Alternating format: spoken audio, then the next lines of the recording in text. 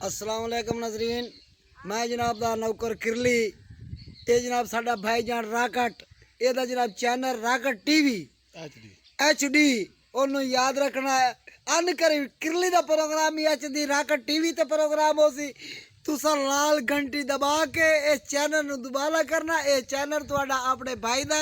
ये राकट बहुत funny clip बनाइंदा पिया, पर ओदा साथ किरली दा भी तां बिल्कुल जरूर होना है। ओ बड़े कोई ताड़ियां तो मारो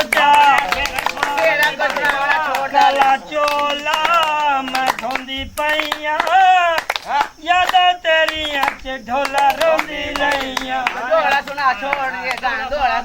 घोड़ा सुन से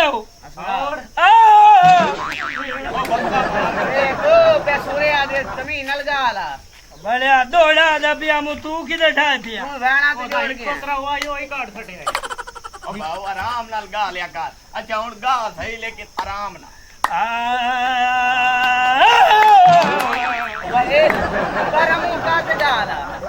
मैं इंदा लगदा कि बहुत किधर बैठा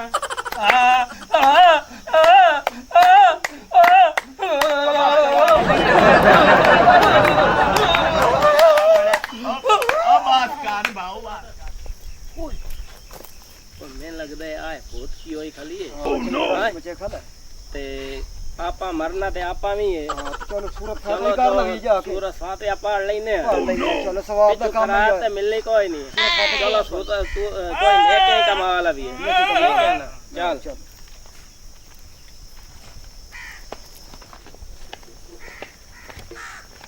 अस्सलाम वालेकुम। वालेकुम सलाम।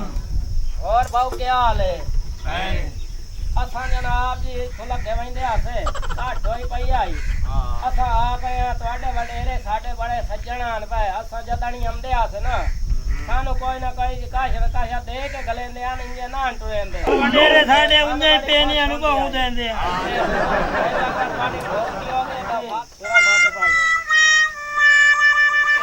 ਹੋ ਗਿਆ ਕਿ शादी ते शादी है। ਕੀ ਨੇ ਵੇ ਸ਼ਾਂਤੀ शादी है ते मेरा अभी शादी है कोई का इत्तेफाक क्यों हमारा मेरा यार मैं विच गदर यार उदा जी हां तो ਤੁਹਾਡੀ ਬੁੱਢੀ ਦੇ ਬਾਰੇ ਸੁਣਿਆ ਤੇ ਹੁਣ ਆ ਗਿਆ ਪੂਰਾ ਫਾਤੇ ਮੁੜ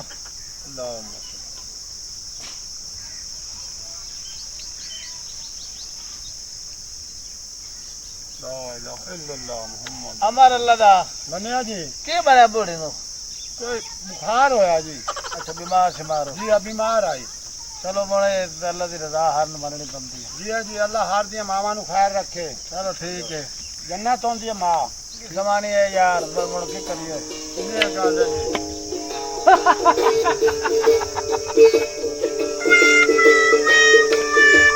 चाचा चेन पता के एक जैसे यार होला तेरी फौत की होई है ते आके नचड़ खलोगा पता नहीं भाव दा यार होला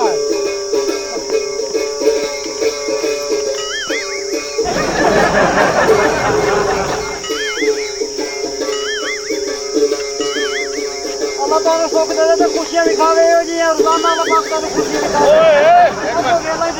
एक बार खलो वेला तो मैं देता के करे खुशियां ਦੀਆਂ ਖੈਰਾਂ खुशियां रब के अल्लाह करे ताला नित खुशियां दिखावे हो जी। की हो जे ने खुशियां भी खावे ਅੱਲਾ ਤੁਹਾਡੀਆਂ ਜੇ ਮੰਝੀਆਂ ਚਾਵੇ वे धके बैठा है ओ तेरी मां मार गई है तो तेन पता ही हो जे खुशियां ने तू खावे ते पर के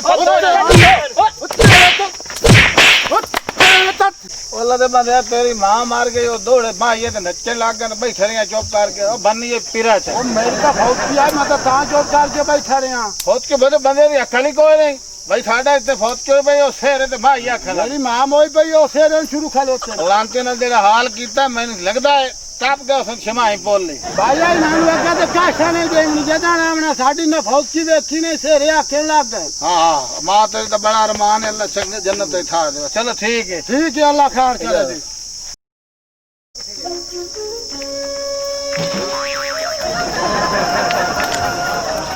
ओ बहु ओ जैस गारा फौत की आई उस गारा पर जनाब जी शादी बना के लगे गए हैं। वो जिस घर शादी आई पे उस घर फोत की बना के लगे गए जेड़ी गल ही होवे आज तो बाद आप सोच समझ के जैसा काश न काश मिलती सही ते अपन लितर ना पमसे अच्छा। अपन खल्ले खा के आ गए हैं हाँ हाँ